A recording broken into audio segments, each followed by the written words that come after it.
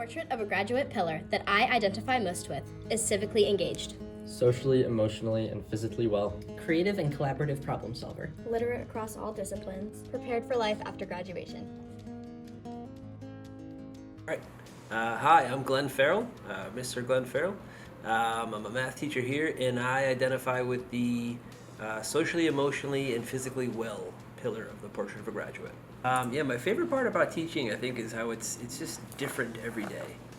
You have an idea about what you think is going to happen, but obviously with the kids involved and just the makeup, whatever the day's going on, it's just you never know what you're going to expect. Keeps you on your toes a little bit, and I would always like that. It's kind of a challenge to take on, to be flexible and kind of just roll with whatever's happening. Some of the challenges that I guess I and many teachers probably face every day is just there's never enough time.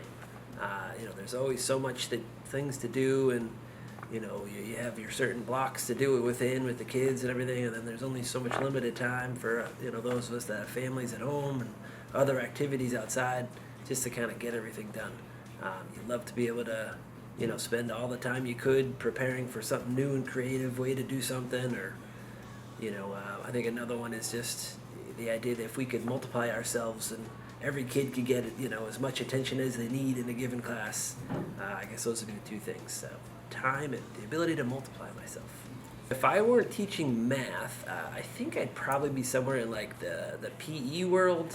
I do a little bit of coaching myself, football, and I just took on softball this year, which has been super fun. And I just love being active and helping young kids kind of perform at their best and become the best versions of themselves.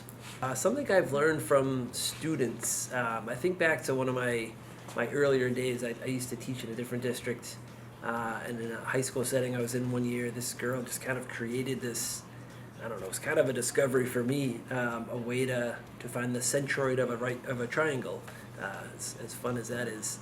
And she just kind of found this way that wasn't in the book, I hadn't really thought of.